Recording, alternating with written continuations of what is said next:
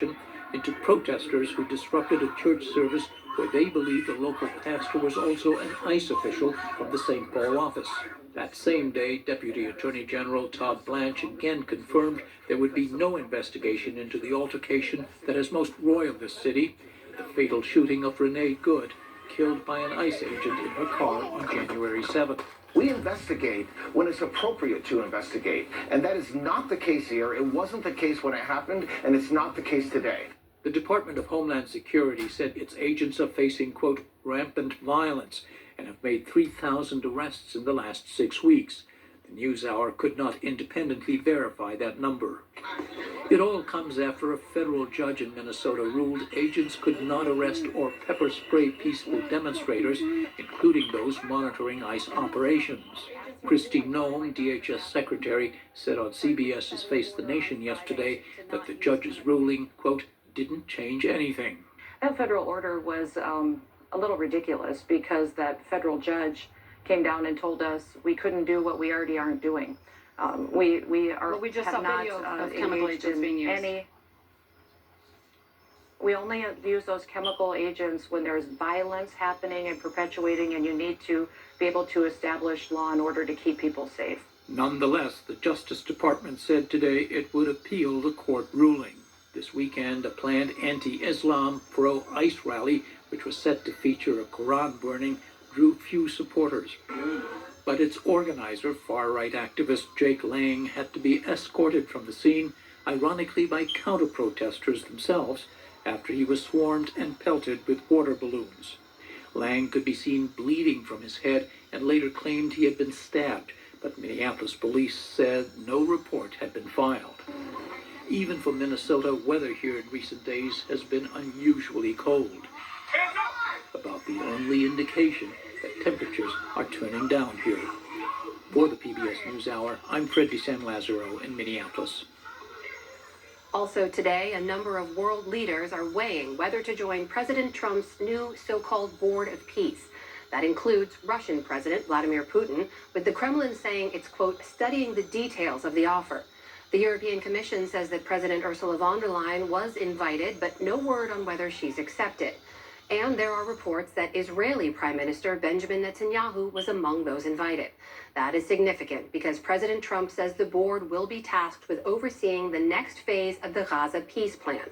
Speaking to Israeli lawmakers today, Netanyahu said he objects to the makeup of the board, which could also include Turkey and Qatar, who have been critical of Israel's actions in Gaza. We have a certain disagreement with our friends in the United States regarding the composition of the advisory council that will accompany the processes in Gaza. Now there is a disagreement, and I'm laying it here on the stage, on the podium. U.S. officials reportedly plan to charge $1 billion for those wanting a permanent seat on the board. Last week, the White House announced the 7 members of what it's calling the founding executive board. They include Secretary of State Marco Rubio, Trump's son-in-law Jared Kushner, and former British Prime Minister Tony Blair, among others. Gunmen in Nigeria worshippers from 3 separate churches. The attacks took place on Sunday in the northwestern Kaduna state, while services and a mass were underway. A Nigerian lawmaker told the Associated Press that 168 people were still missing today. No group has taken responsibility. The region has seen a surge in such kidnappings as armed gangs target villages, schools, and places of worship. President Trump and some U.S. lawmakers have claimed this amounts to what they call a Christian genocide Nigeria's government has rejected.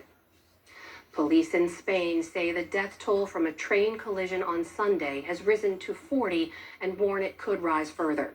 Emergency workers were still searching for bodies earlier today. Last night, the tail end of one train carrying almost 300 people from Malaga to Madrid went off the rails, slamming into the front of a second train heading in the opposite direction. More than 150 other passengers were injured, some critically.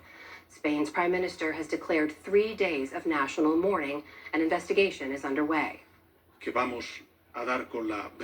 We will uncover the truth, we will find out the answers, and when we know the origin and cause of this tragedy, as we must, we will inform the public via the media with absolute transparency and clarity.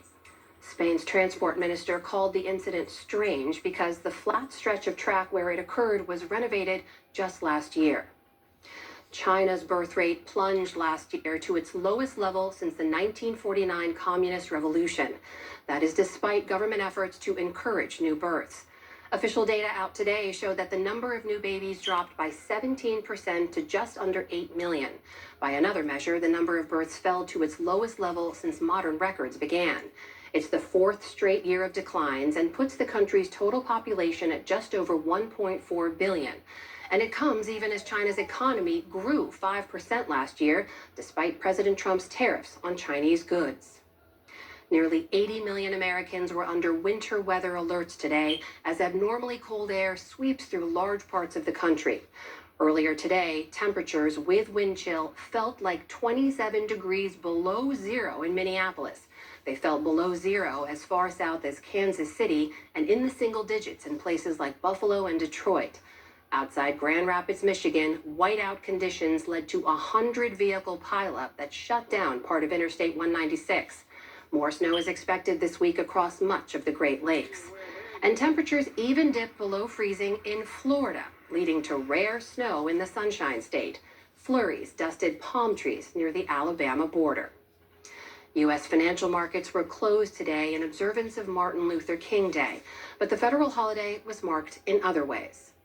No justice! No peace! In the nation's capital, marchers called for equal justice in the city's annual MLK Day parade. In upstate New York, volunteers engaged in acts of service, like putting together boxes of meals at a regional food bank. While in California, admission to state parks was kept free. That's after the Trump administration removed MLK Day from its list of days when you can enter national parks for free. Instead, it added Flag Day, which is also President Trump's birthday. And GPS pioneer and mathematician Gladys West has died. Her calculations helped produce extremely accurate modeling of the Earth's shape, laying the foundation for modern global positioning system technology. West was born in rural Virginia during segregation. In 1956, she was hired as a computer programmer at a Navy base in Virginia, where she was one of only 4 Black employees. Her work went largely unrecognized for years, though she was later acknowledged as one of the hidden figures of the era. Despite being considered the mother of GPS, West said she still preferred using a paper map when driving. Gladys West was 95 years old. And Italian